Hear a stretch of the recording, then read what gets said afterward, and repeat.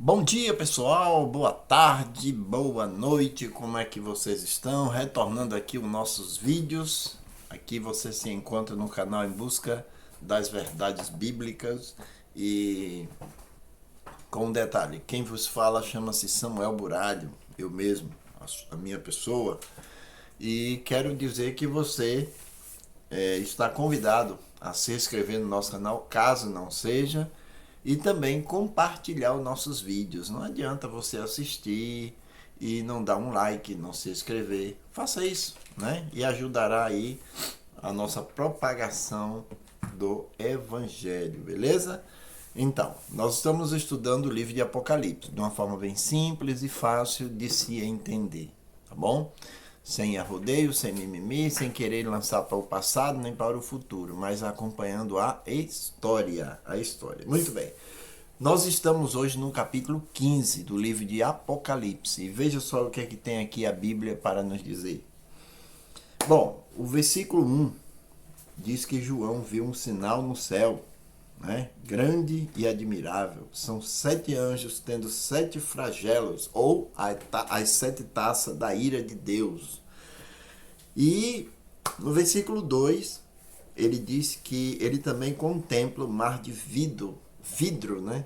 Vidro é, mesclado de fogo, quer dizer, o povo, ele tem uma antecipação da visão, né? Ele antecipa, Deus antecipa para ele, mostrando o povo salvo lá já no céu, em adoração a ele.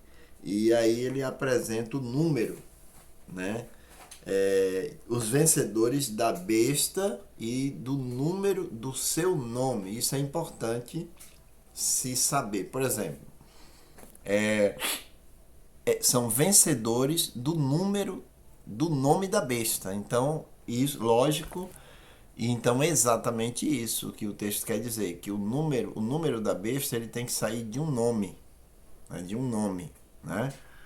Então, por mais que as pessoas tentem dizer que é Nero César, que é fulano, que é ciclano, não, a história deixa claro que esse nome tem que sair daquele que mudou a lei, daquele que se assenta como Deus, querendo ser Deus, daquele que está ali, a Bíblia chama de o homem do pecado, o filho da perdição. Então é dele que tem que sair aí, beleza?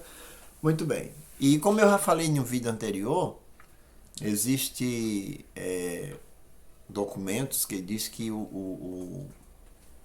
a Igreja Católica apresentou ao, na justiça um documento, né? E esse documento era dando posse à Igreja Católica dos bens de Constantino.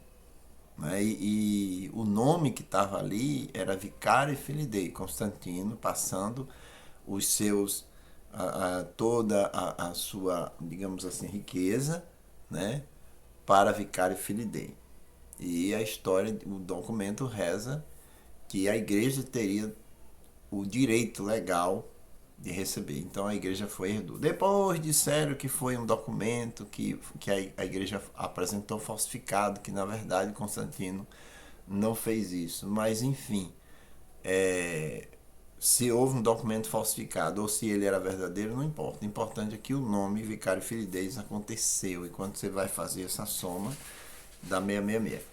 E o que significa Vicário Filidez? Significa substituto do Filho de Deus. Aí tem um documento católico que diz que se você não tiver junto com o bispo de Roma, você não vai ser salvo, né? Então, isso é assentar-se no santuário de Deus querendo parecer Deus. E ele também é chamado de vicário de Deus, né? Então, por aí. Muito bem.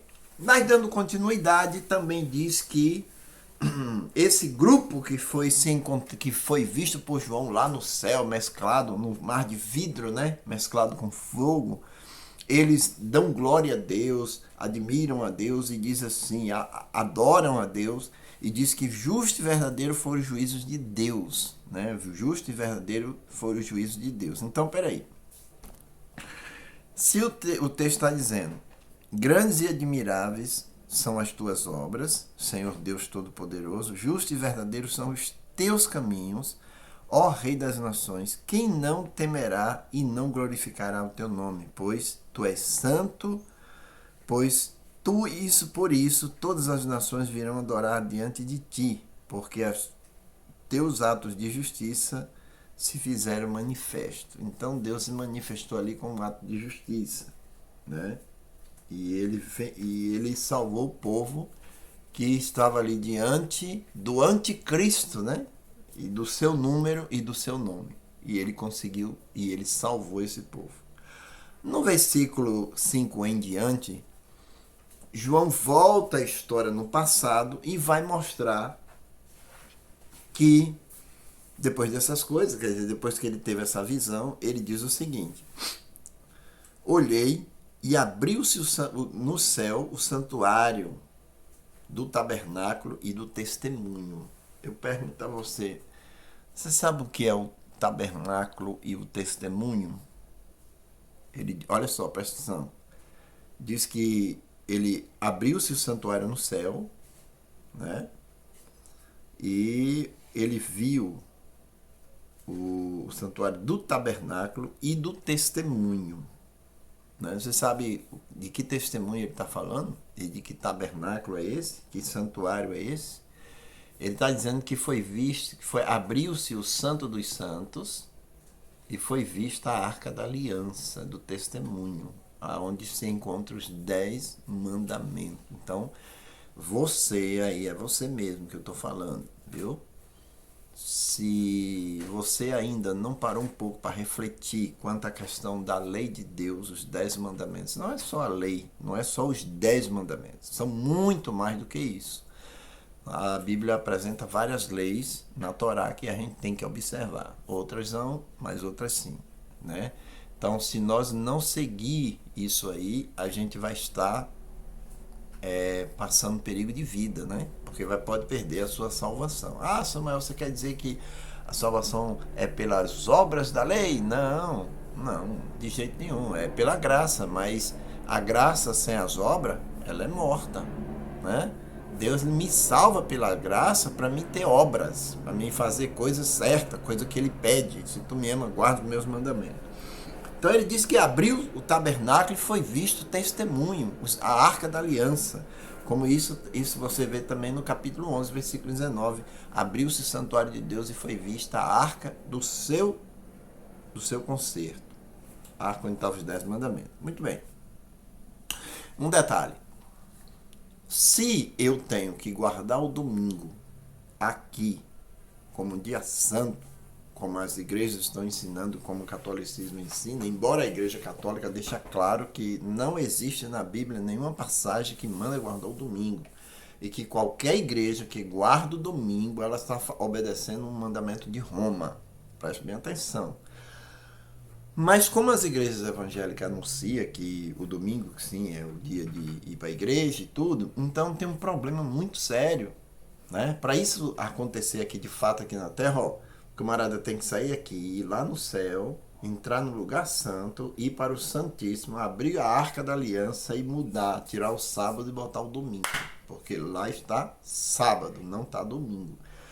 Então aqui ele apresenta o santuário de Deus. Bom, nesse exato momento, quando ele apresenta, lá do tabernáculo, aonde se encontra as leis de Deus, o testemunho, diz que os 7 anjos que tinham os 7 flagelos saíram do santuário vestido de linho puro e resplandecente, cingido ao peito com cinta de ouro. Então um dos 4 seres viventes deu os 7 anjos 7 taças de ouro, cheio da ira de Deus, que vive pelos séculos dos séculos. O santuário se achou de fumaça, procedente da glória de Deus e do seu poder. Olha que interessante. E ninguém podia penetrar no santuário enquanto se cumprisse os 7 flagelos dos 7 anos. Sabe o que significa? Que isso aqui é o fechamento da porta da graça. Quando a porta da graça se fechar, meu amigo, meu irmão, Ainda que o camarada se coloque de joelho, Senhor, me perdoe, agora eu quero ir ser salvo, agora eu quero andar segundo a vontade de Deus. Não vai ser salvo, porque quando Jesus se levantar do santuário e sair, lá vai se encher de fumaça, dizendo que acabou, passou o tempo da graça, agora é hora da justiça. Observe o que é que ele deixa bem claro, eu já fiz uma ilustração e vou fazer novamente. Ele diz que, olha só, vou ler o verso.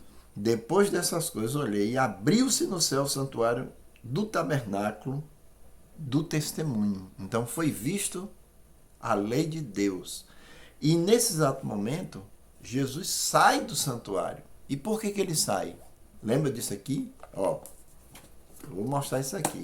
Isso aqui é uma caixa, aonde dentro, vou repetir novamente. Simbologia, viu, irmão? Simbólico. Tem duas tábuas de pedra, que é a lei de Deus, a justiça de Deus. Ela está, ó, dentro.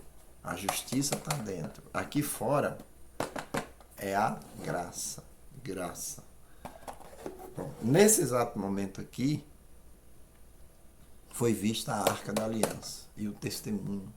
E Cristo sai. Quando Jesus sai, é aberto a arca da aliança. Então significa que a graça de Deus acabou, saiu, fechou a porta da graça. E agora só vai reinar a justiça de Deus. E a justiça de Deus, né, é um negócio sério, é só destruição. Aí começa com a cólera de Deus. Aí começa agora a ira de Deus. Aonde sai para vir à terra 7 anjos trazendo a ira de Deus. E aí onde a gente vai estudar amanhã os 7 flagelos, né? As 7 pragas que vai vir sobre a face da terra, né? Mas de antemão eu quero dizer uma coisa para você. Pense bem, analise, faça uma análise espiritual da tua vida. Olhe se a tua igreja não está seguindo Roma. Olha, porque como eu falei, Roma diz, presta atenção, é Roma que está dizendo, a igreja romana, eles dizem o seguinte, que aquele que guarda o domingo está observando em homenagem à igreja católica, não é a Deus. Por quê? Ele diz que não existe um verso bíblico, que apresente o domingo como dia santo. Foi a igreja católica quem mudou. Ela achou por bem pegar o domingo e colocar lá. E lembre-se que o catolicismo saiu de onde? Aliás, perdão. As igrejas evangélicas saíram da onde? Não foi do catolicismo? Então ela já veio de lá contaminada, guardando o domingo católico, né?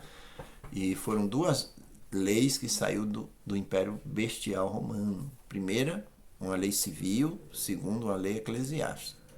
Uma fortalecendo a outra. E hoje nós estamos vendo que logo vai sair as leis dominicais. As leis dominicais estão prestes a sair.